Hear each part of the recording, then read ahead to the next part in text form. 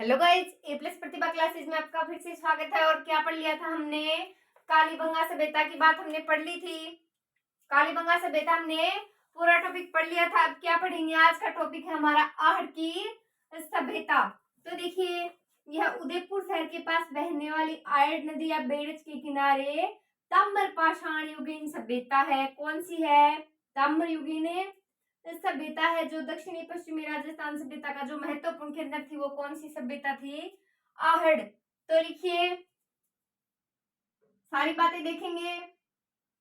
Start कीजिए। यह उदयपुर शहर के पास, यह है उदयपुर शहर के पास कौन से शहर के पास? उदयपुर शहर के पास बहने वाली, क्या? बहने वाली आयड़, ब्रैकेट में लिख लीजिए बेड़ज। क्या लिखेंगे? एक बार नोट कीजिए, फिर इसको समझते हैं। बेड़ज के किनारे, पूरी लाइन लिखिए, स्थित कौन सी सभ्यता है? ताम्र पाषाणिक सभ्यता है। तो देखिए, कौन सी सभ्यता पढ़ रहे हैं? आहड़ की सभ्यता पढ़ रहे हैं। कहाँ? जिला कौन सा? उदयपुर। तो यह सभ्यता शहर के पास बहने वाली कौन सी? आयड़ या बेड़ज नदी के किनारे स्थित है। ये बातें क्लियर हो जाती है। नेक्स्ट देखिए, ये जो सभ्यता है, ये जो संस्कृति है, आहड़ सभ्यता पढ़ रहे हैं, ये दक्षिणी पश्चिमी राजस्थान की जो सभ्यता थी उसका महत्वपूर्ण केंद्र थी। ये बात हमें नोट नहीं करनी। नेक्स्ट लिखिए, डॉक्टर गोपीनाथ शर्मा के अनुसार बताया जाता है। लिखिए, किसके अनुसार? डॉक्टर गोपीनाथ शर्मा के अनुसार। किसके अनुसार? गोपीनाथ के अनुसार।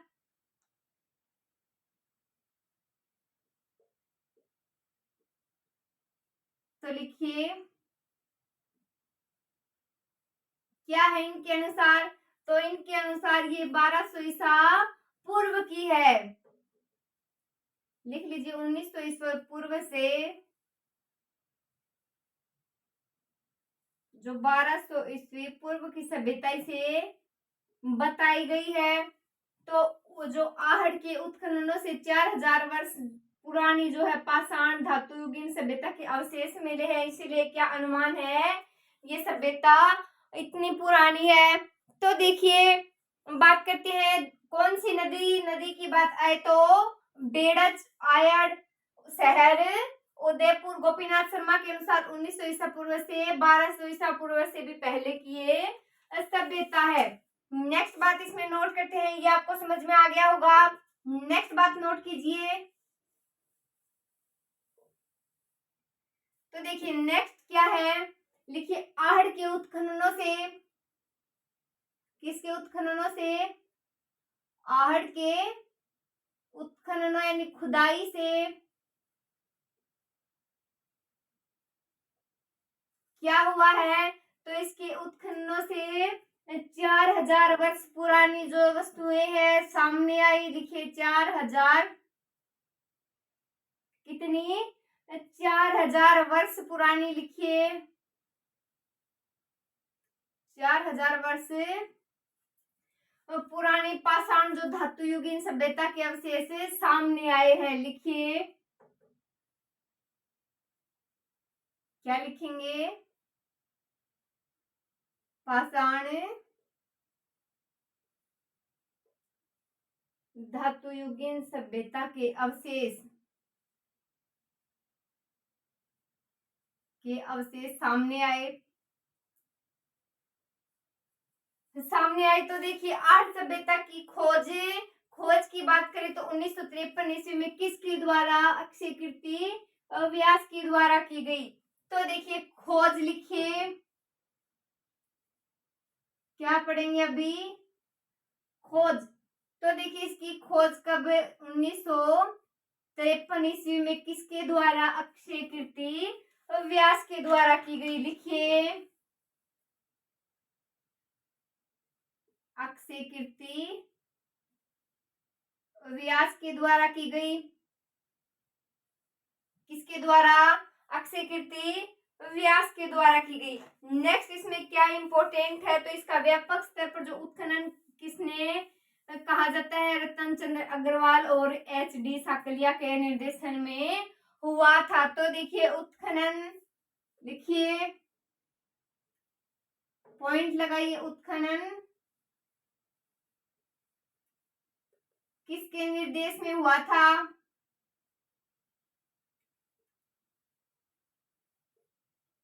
किसके निर्देशन में हुआ? तो देखिए कितने व्यक्ति थे? 2 व्यक्ति थे। कौन कौन थे? रतन चंद्र अग्रवाल, लिखिए रतन चंद्र अग्रवाल, और नेक्स्ट कौन से हैं? लिखिए एच.डी. साकलिया। कौन है? एच.डी. साकलिया।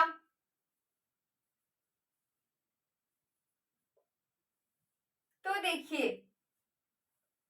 जो आहड़ नदी है वो बनास सभ्यता का हिस्सा थी, इसलिए इसे बनास संस्कृति कहा जाता है। ये बात हम बाद में नोट करेंगे, एक बार इतना देखते हैं। तो देखिए आहड़ के उत्खननों से कितने 4000 वर्ष पुरानी जो पाषाण धातुयुगीन सभ्यता के अवशेष प्राप्त हुए। खोज किसने की? आहड़ की खोज ऐसे आहड़ ऐसे अक्षय, क्या ऐसे आहड़ ऐसे अक्षय, तो खोज 1953 में अक्षय कीर्ति व्यास। किसने? अक्षय कीर्ति व्यास ने। कब? 1953 ईस्वी में। तो उत्खनन किसके निर्देशन में हुआ? रतन चंद्र अग्रवाल और एच.डी. साकलिया। किसके निर्देशन में? तो देखिए पहले खोज देखिए अक्षय कीर्ति व्यास, याद कर लीजिए अक्षय कीर्ति व्यास। और उत्खनन किसके निर्देशन में हुआ? तो रतन चंद्र अग्रवाल, एच.डी. साकलिया। रतन चंद्र अग्रवाल, एच.डी. साकलिया। नेक्स्ट बात करते हैं इसमें, नेक्स्ट बात नोट कीजिए, साथ साथ नोट करते रहिए आप।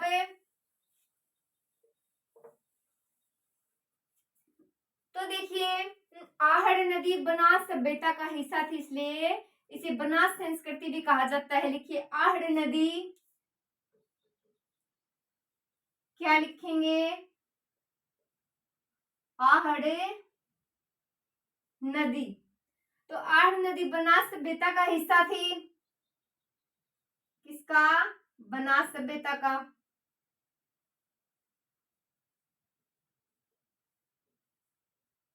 किसका हिस्सा थी? बनास जो सभ्यता उसका हिस्सा थी। तो इसलिए इसे क्या कहते हैं? बनास संस्कृति भी कहते हैं। तो लिखिए इसलिए इसे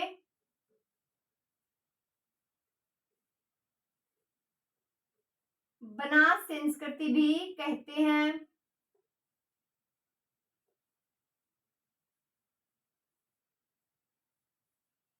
क्या कहते हैं? तो आहड़ सभ्यता को किस संस्कृति के नाम से जाना जाता है? बनास संस्कृति। किस संस्कृति के नाम से? बनास संस्कृति। तो देखिए आहड़ नदी बनास सभ्यता का हिस्सा थी। फिर से देखिए आहड़ नदी बनास सभ्यता का हिस्सा थी, इसलिए इसे बनास संस्कृति भी कहा जाता है। किसे कहा जाता है? आहड़ सभ्यता को। नेक्स्ट देखिए, तो कौन सी सभ्यता है जो टीलों के नीचे बसी थी? तो कौन सी है या दबी थी? बोलिए आहड़ सभ्यता। नोट कीजिए यह सभ्यता टीलों के नीचे दबी हुई थी। लिखिए यह सभ्यता किसके नीचे? टीलों के नीचे। टीलों के नीचे दबी थी।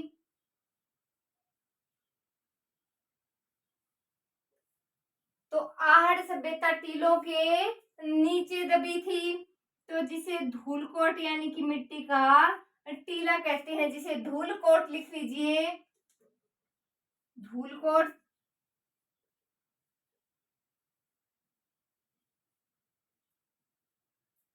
क्या? धूलकोट या मिट्टी का टीला कहते हैं। मिट्टी का टीला कहते हैं। तो देखिए यह सभ्यता टीलों के नीचे दबी थी। कौन सी सभ्यता दबी थी टीलों के नीचे? तो आहड़ सभ्यता, जिसे क्या धूलकोट, धूलकोट को क्या कहते हैं? मिट्टी का टीला कहते हैं। नेक्स्ट बात करते हैं इसमें इस सभ्यता के अन्य नाम, जैसे ताम्रवती नगरी। लिखिए अन्य नाम, हेडिंग लगा लीजिए आप। क्या हेडिंग लगाएंगे? अन्य नाम। तो देखिए अब आहड़ सभ्यता है, उसके अन्य नाम देखेंगे। अन्य नामों में नोट कीजिए आप, क्या ताम्रवती नगरी है? ताम्रवती नगरी। नेक्स्ट देखिए आघाटपुर, धूलकोट, आघाटपुर, और क्या है? धूलकोट। देखिए धूलकोट। तो देखिए आहड़ सभ्यता क्या पढ़ रहे हैं? आहड़ सभ्यता, तो यह सभ्यता टीलों के नीचे दबी थी, जिसे धूलकोट, मिट्टी का टीला कहते हैं। अन्य नाम क्या? ताम्रवती नगरी, आघाटपुर, धूलकोट। तो वह सभ्यता जिसके अन्य नाम ताम्रवती नगरी है, कौन सी सभ्यता है? आहड़। आघाटपुर का अन्य नाम आहड़ सभ्यता, धूलकोट का अन्य नाम क्या है?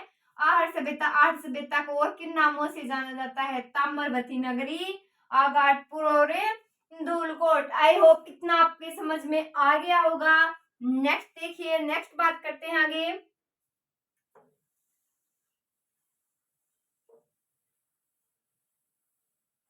तो देखिए जैसे कि इस सभ्यता के लोग मकान बनाने में कैसे, जो धूप में सुखाई गई ईंटें थी उनका प्रयोग करते थे। किन ईंटों का? धूप में सुखाई गई ईंटों, पत्थरों का भी प्रयोग करते थे। मकानों में जल निकासी हेतु क्या? नालियों के प्रमाण भी आहड़ सभ्यता से मिलते हैं। तो मृतकों के साथ वो क्या करते थे? जो उनकी ज्वेलरी होती थी वो भी जलाते थे, यानी साथ ही दे देते थे, साथ ही दफना देते थे। तो मृत्यु के बाद जीवन की अवधारणाएं ये ऐसी स्पष्ट होती हैं इस सभ्यता से। तो यहाँ के लोग जो मिट्टी के बर्तन हैं वहां सर्वाधिक मिले हैं, ये सारी बातें इसमें नोट करते हैं। तो देखिए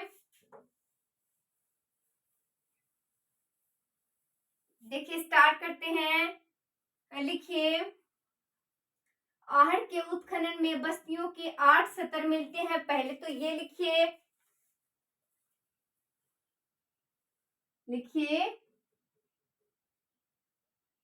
आहड़ के उत्खनन में किसके? बस्तियों के 8 स्तर मिलते हैं। कितने स्तर मिलते हैं? 8 स्तर मिलते हैं। तो आहड़ के उत्खनन में बस्तियों के 8 स्तर मिलते हैं। नेक्स्ट लिखिए इस सभ्यता के लोग मकान बनाने में किसका प्रयोग करते हैं? तो लिखिए इस सभ्यता के लोग मकान बनाने में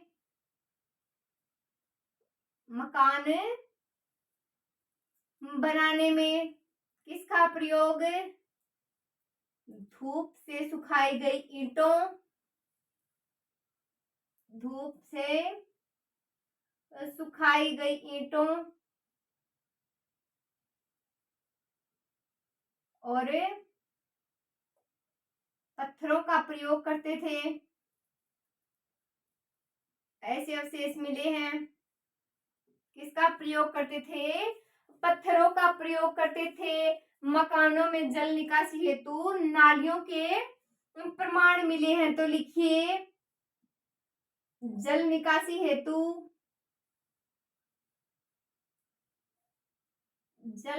हेतु नालियों के प्रमाण मिलते हैं। क्या मिले हैं? नालियों के प्रमाण मिले।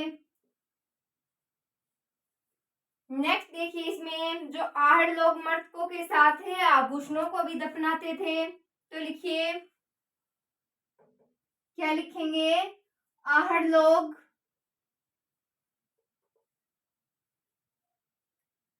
आहड़ के लोग किसके शव के साथ आभूषणों को भी दफनाते थे। आभूषणों को दफना देते थे।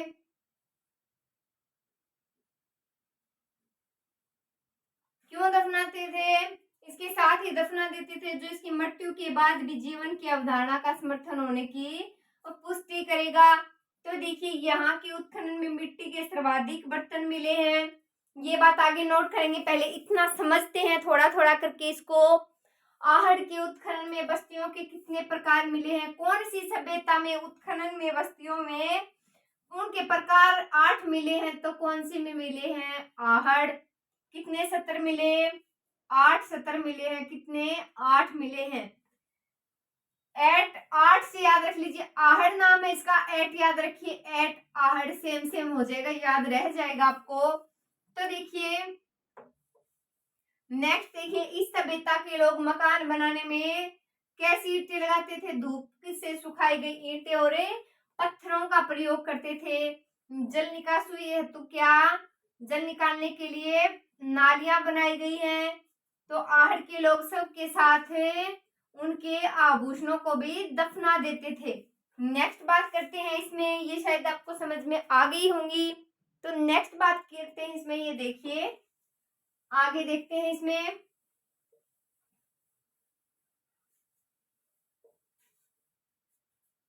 तो देखिए यहाँ की क्या मिट्टी के बर्तन सर्वाधिक मिले हैं? तो लिखिए यहाँ उत्खनन में लिखिए उत्खनन में मिट्टी के बर्तन सर्वाधिक मिले हैं। सर्वाधिक मिले हैं। क्या मिले हैं? मिट्टी के बर्तन मिले हैं, जो आहड़ को लाल काले मिट्टी बर्तन वाली संस्कृति का प्रमुख केंद्र कहते हैं। लिखिए जो आहड़ को क्या कहते हैं?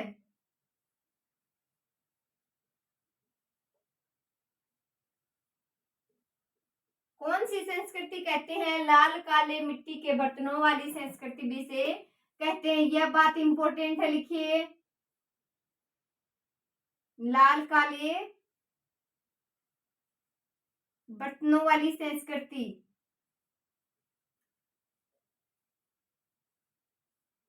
तो देखिए किसे कहते हैं? आहड़ को लाल काले बर्तनों वाली संस्कृति भी कहते हैं। लिखिए उत्खनन में क्या मिले? मिट्टी के बर्तन मिले हैं सर्वाधिक।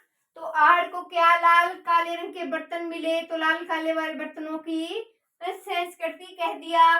तो उत्खनन से प्राप्त ठप्पों में जो रंगाई छपाई है, तो रंगाई छपाई का व्यवसाय होता है, उसका भी अनुमान यहाँ से लगाया गया है। लिखिए रंगाई छपाई के अवशेष लिख लीजिए। रंगाई छपाई के व्यवसाय के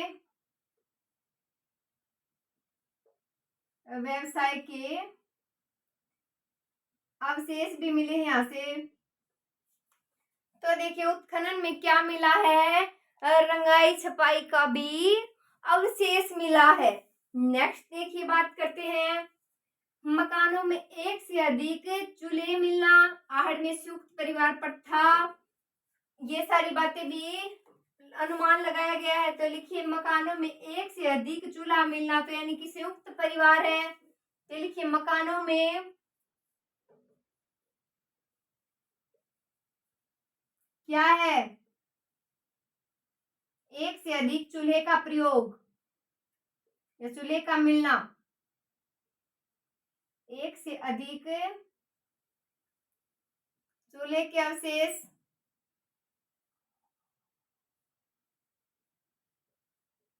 और क्या?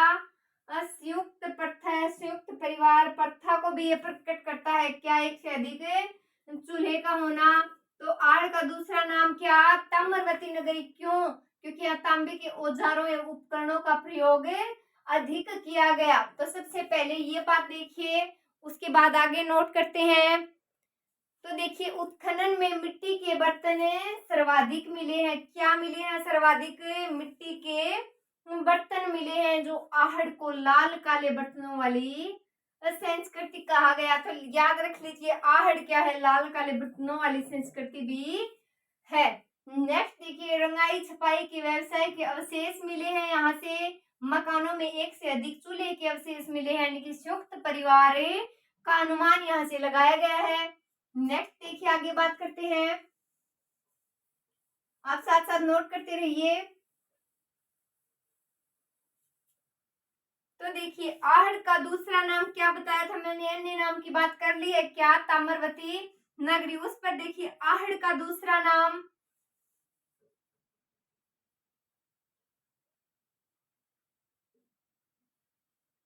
क्या आहड़ का दूसरा नाम लिखिए, ताम्रवती नगरी। ताम्रवती नगरी। तो आहड़ सभ्यता का दूसरा नाम ताम्रवती नगरी क्यों? यहाँ तांबे के औजारों एवं उपकरणों का अधिक प्रयोग के कारण रखा गया था। ताम्रवती नगरी नाम रखा गया था, लेकिन क्यों रखा गया था वो बात देख रहे हैं हम। लिख लीजिए यहाँ, तांबे के औजारों, तांबे के औजारों एवं उपकरणों, औजारों एवं उपकरणों के अधिक प्रयोग के कारण रखा गया। उपकरणों के अधिक उपयोग लिखिए, अधिक उपयोग के कारण रखा गया। क्यों रखा गया? यहाँ तांबे के औजारों और उपकरणों का अधिक प्रयोग होता था। तो लिखिए, आहड़ से प्राप्त मुख्य साक्ष्यों में क्या क्या आता है? जो मुख्य साक्ष्य प्राप्त होते हैं, हेडिंग लगाइए, आहड़ से प्राप्त मुख्य साक्ष्यों में लिखिए, आहड़ से प्राप्त मुख्य साक्ष्यों में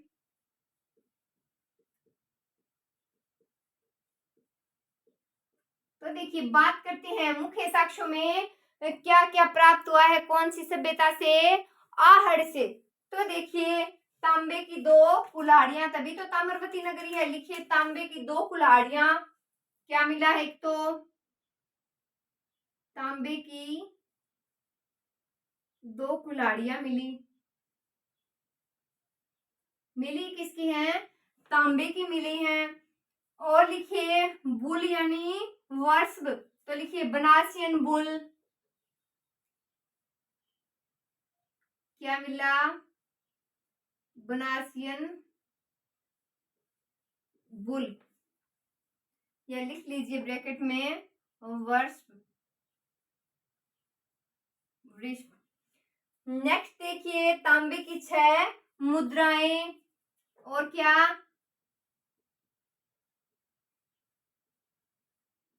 6 मुद्राएं मिली हैं। और क्या क्या मिला है? अंगूठियां, चूड़ियां, लिखिए, अंगूठियां, चूड़ियां। अन्य क्या क्या मिला है?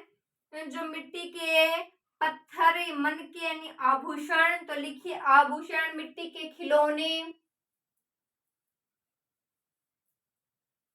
मिट्टी के खिलौने।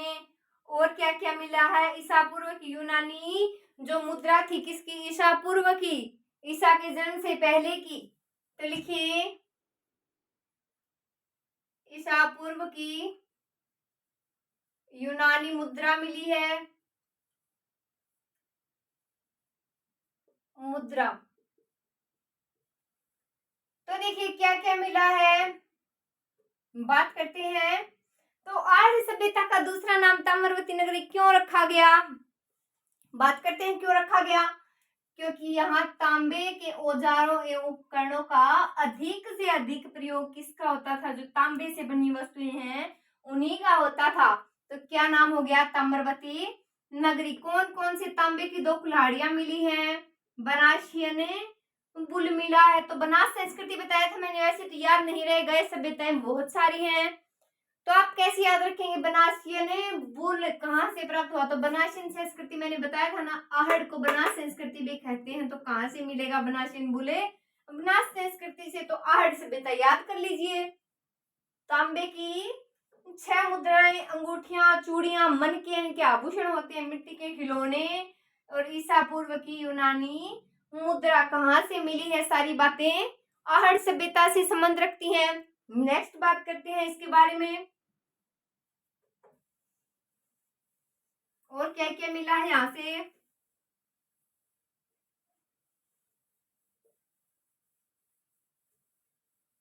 तो देखिए आगे बात करते हैं।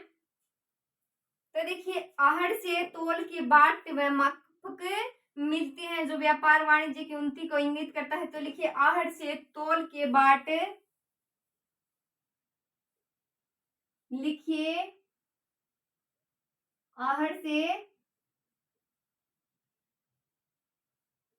तोल के बाट मापक उपकरण मिलते हैं, जो क्या दर्शाते हैं, जो ये दर्शाते हैं कि आहड़ जो सभ्यता है वो व्यापार वाणिज्य की उन्नति था। तो देखिए जो व्यापार वाणिज्य की उन्नति को इंगित करता है, जो वाणिज्य व्यापार की उन्नति को इंगित करता है, इंगित करता है।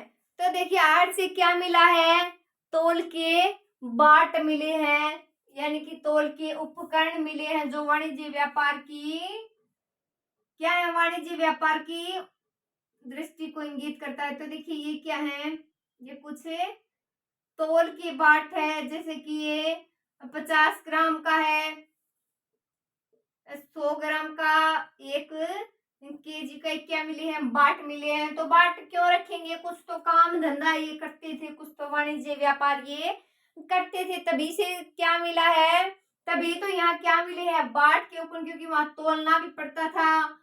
बाट यानी कि बांटना नहीं है, बाट यानी कि मापक उपकरण ही है। तो वाणिज्य व्यापार की उन्नति को इंगित इसीलिए करता है क्योंकि बांटते थे तो कुछ काम में ही लेते थे। तो आहड़ सभ्यता से तोल के बाट मिले हैं, जो वाणिज्य व्यापार की उन्नति को इंगित करता है। नेक्स्ट बात करते हैं इसमें,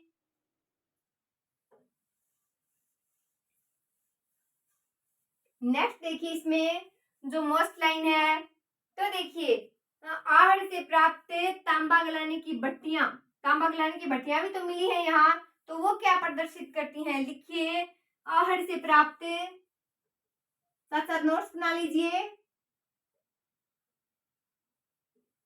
लिखिए आहड़ से प्राप्त क्या, तांबा गलाने की भट्टियां, तांबा गलाने की भट्टियां क्या इंगित करती हैं, यह प्रमाणित करती हैं। लिखिए क्या प्रमाणित करती हैं, पूरी बात लिखिए।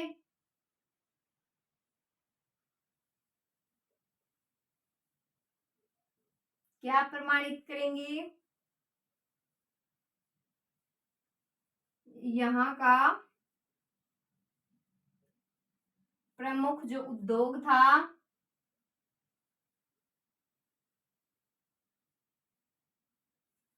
तांबा गलाना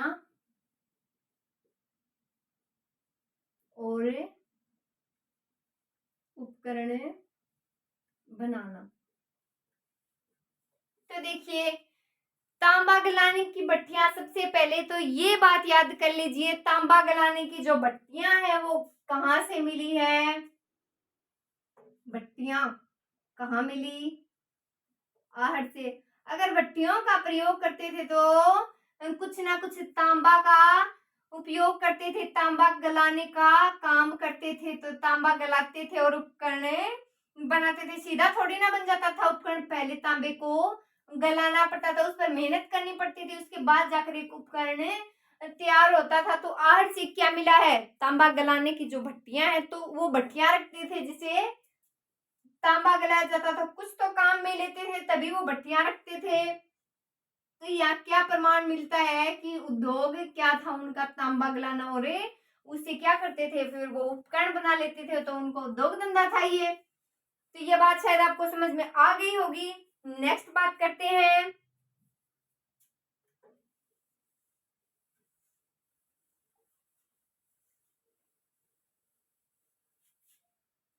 तो देखिए यहां से प्राप्त क्या है, और प्राप्त यहां से प्राप्त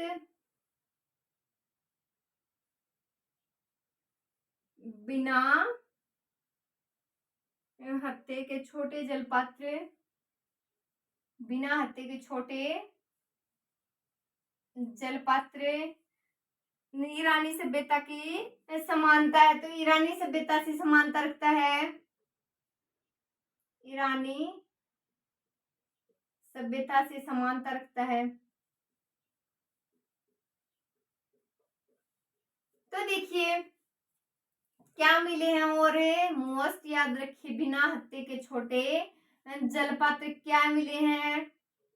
तो ये जलपात्र है, देखिए मुझे ऐसा ही बनाना आता है, ये देख लीजिए क्या है, ये जलपात्र है। क्या है ये, जलपात्र है, आपको समझने के लिए सिर्फ बताया जा रहा है। तो क्या है जलपात्र, तो ये तो हत्था है हाथ से पकड़ने के लिए, नहीं मिला। ये मिला यहाँ से क्या, बिना हत्था। तो इसे इसे क्या प्रमाण मिलता है, इसे प्रमाण मिलता है कि ईरानी सभ्यता है उससे ये सभ्यता समानता रखती थी। किससे, ईरानी सभ्यता से आहट सभ्यता जो है समानता रखती थी, क्योंकि वहां से भी ऐसे जलपात्र प्राप्त हुए और यहाँ से भी तो हो गई ना समानता। नेक्स्ट बात करते हैं इसकी।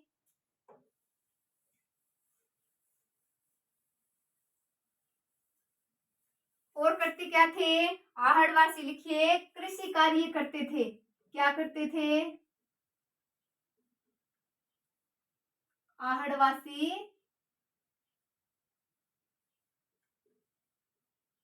क्या करते थे, आहड़वासी, तो आहड़वासी करते थे कृषि कार्य करते थे, और क्या थे, समूह को दफनाते थे। क्या करते थे, समूह को दफनाते थे। तो ये सारी बातें किसकी हो गई, आहड़ सभ्यता की सारी बातें हो गई। तो देखिए आहड़ वासी क्या करते थे, कृषि कार्य करते थे, समूह को दफनाते थे। तो एक नजर इस पर पूरी सभ्यता पर डाल लेते हैं। तो आहड़ जो सभ्यता है, लिख लीजिए फटाफट, लिखना नहीं है, सॉरी आपने लिख लिया है, फटाफट याद कीजिए। आहड़ सभ्यता शहर कौन सा, उदयपुर, नदी पूछ ली जाए बेड़च या आयड, फटाफट देख लीजिए ताकि आपके थोड़े दिमाग में रहे। नेक्स्ट देखिए इसकी खोज देखिए, अक्षय कीर्ति व्यास ऐसी है बताया मैंने, मोस्ट है वो बातें भी लिख लीजिए, याद कीजिए फटाफट। अक्षय कीर्ति और व्यास जो उत्खनन करता जिसके निर्देशन में किया गया वो कौन कौन थे, दो बताया मैंने, रतन चंद्र अग्रवाल, और कौन था, HD साकलिया, HD साकलिया। ये सारी बातें हम पढ़ चुके हैं। तो ये मिट्टी के नीचे दबी हुई जो है सभ्यता थी। तो ताम्रवती नगरी, इसका अन्य नाम की अगर बात करें तो मोस्ट क्या है, ताम्रवती नगरी। क्या नाम है, ताम्रवती नगरी। एक नजर में फटाफट देखिए और क्या नाम थे इसके, आगाटपुर और धूलकोट, आगाटपुर और धूलकोट इसके अन्य नाम थे। धूलकोट की मिट्टी के नीचे दबी हुई सभ्यता, मिट्टी का टीला कहा गया इस सभ्यता को। तो देखिए नदी आइड या बेड़े स्थान उदयपुर, खोजक से कीर्ति व्यास, उत्खनन जो करता थे किन के निर्देशन में, रतन चंद्र अग्रवाल, HD साकलिया, अन्य नाम ताम्रवती नगरी, आगाटपुर और धूलकोट। नेक्स्ट देखिए फटाफट फटाफट इसकी रीडिंग मार लेते हैं। तो लिखिए आर्य सभ्यता के लोग मकान बनाने में, तो लिखिए मकान बनाने में क्या था, धूप से सुखाई ईंट, धूप से सुखाई ईंट और पत्थरों का प्रयोग करते थे। किसका, पत्थरों का। और लाल काले बर्तनों वाली सभ्यता कहा गया, बर्तनों वाली सभ्यता कौन सी है, लाल काले बर्तनों वाली सभ्यता है। आहड़ रंगाई छपाई के अवशेष मिले हैं, एक से अधिक चूल्हे मिले, क्या बात को प्रदर्शित करता है कि यह सभ्यता संयुक्त परिवार भी हो सकती है। तो आहड़ सभ्यता का दूसरा नाम ताम्रवती नगरी है। यहाँ तांबे की 2 कुल्हाड़ियां बना छेन बोलिए, सारी बातें हमने पढ़ ली है। तो देख लीजिए, आगे बात करते हैं हम नेक्स्ट वीडियो में।